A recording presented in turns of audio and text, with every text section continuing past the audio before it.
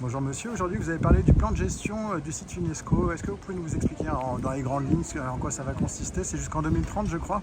Tout à fait. Donc ce plan, c'est le plan d'action que la ville de Lyon va mettre en œuvre avec ses partenaires, que ce soit les acteurs publics, les associations du territoire ou les acteurs économiques privés, pour valoriser et faire mieux connaître et protéger le site historique de Lyon. Quand on a une reconnaissance UNESCO, c'est quoi? C'est un label, je crois que c'est plus qu'un label, je crois qu'on rencontre des villes internationales également. Comment ça se passe? Alors là, l'inscription dans la liste du patrimoine mondial de l'UNESCO, c'est une reconnaissance en effet qui est très importante pour les collectivités puisqu'elle est très prestigieuse, mais c'est aussi une responsabilité, c'est aussi un engagement. Ça veut dire qu'on s'engage à préserver ce patrimoine et à le transmettre aux générations futures.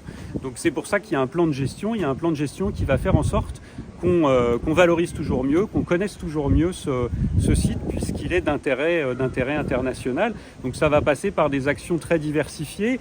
Aujourd'hui, on a fait la conférence de presse dans ce lieu parce que juste en dessous de nous, il y a l'amphithéâtre des Trois Gaules, qui est un amphithéâtre romain et que nous allons mieux valoriser. C'est un des engagements du plan de gestion UNESCO, grâce notamment au travail du service archéologique et le bâtiment qui nous fait dos. Ça, c'était une des premières actions que j'ai mises en valeur. Une autre action, c'est le travail qu'on fait avec l'Office du tourisme autour d'un tourisme plus durable. Donc notre volonté, c'est que les visiteurs qui viennent à Lyon ne se contentent pas de parcourir la rue Saint-Jean et de regarder la cathédrale, c'est qu'ils voient aussi toute la presqu'île, qu'ils voient aussi les pentes de la Croix-Rousse et bien sûr la colline de Fourvière, tous ces sites qui sont aussi inscrits au patrimoine. Vous êtes un exécutif écologiste. Comment on fait? Alors du coup, vous en avez parlé tout à l'heure un petit peu. Comment on fait pour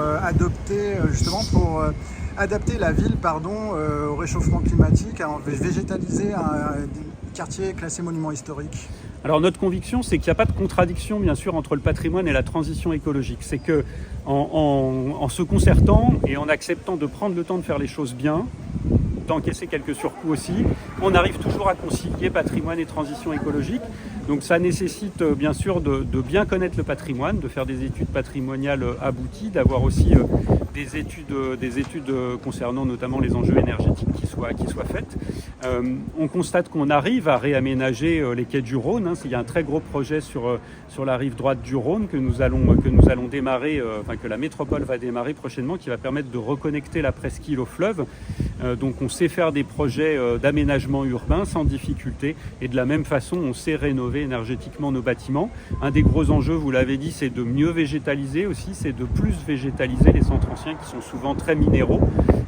Aujourd'hui on travaille à replanter sur toutes les parties d'espace public, les places qui le permettent et puis bien sûr à densifier la végétalisation dans nos parcs et jardins. Là vous avez parlé de panneaux solaires place Bellecour, du socle vert de la cathédrale aussi. Oui, alors aujourd'hui, il y a un travail qui est fait dans le jardin du Rosaire, juste au-dessus de la cathédrale, quand on va en direction de la basilique de Fourvière. Les panneaux solaires, ils se développent partout dans la ville de Lyon.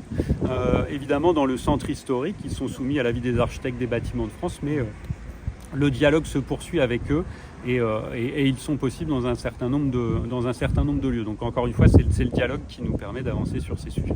Sur ce lieu aussi, vous avez parlé... Donc sur le bâtiment Néret, effectivement, ouais. Ici on va avoir à peu près 600 mètres carrés de panneaux solaires en pleine aire de valorisation architecturale et patrimoniale de la Croix-Rousse. Donc ça montre bien qu'on sait concilier les deux en prenant le temps d'échanger. Donc une des orientations qui va être expérimentée cet été, on vient de sortir récemment un plan qui s'appelle Objectif Fraîcheur également, qui prévoit de mieux adapter Lyon aux canicules. Une des choses qu'on va expérimenter, c'est de tendre des toiles d'ombrage dans nos squares, notamment pour que les enfants aient des zones où ils sont protégés du soleil.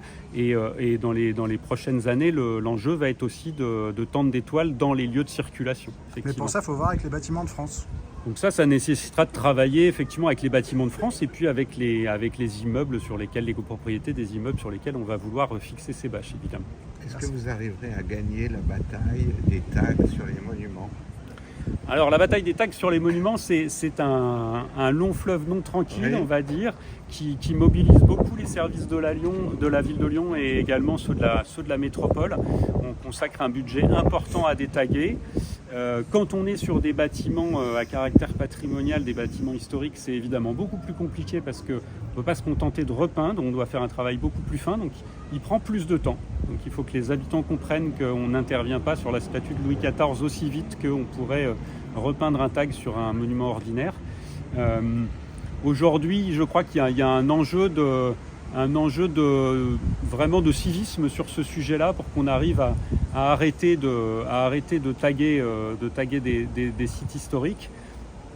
On ne peut pas mettre un policier derrière chaque habitant et c'est absolument pas notre intention non plus d'aller vers une surveillance généralisée de la population. On parie vraiment sur un sursaut de civisme.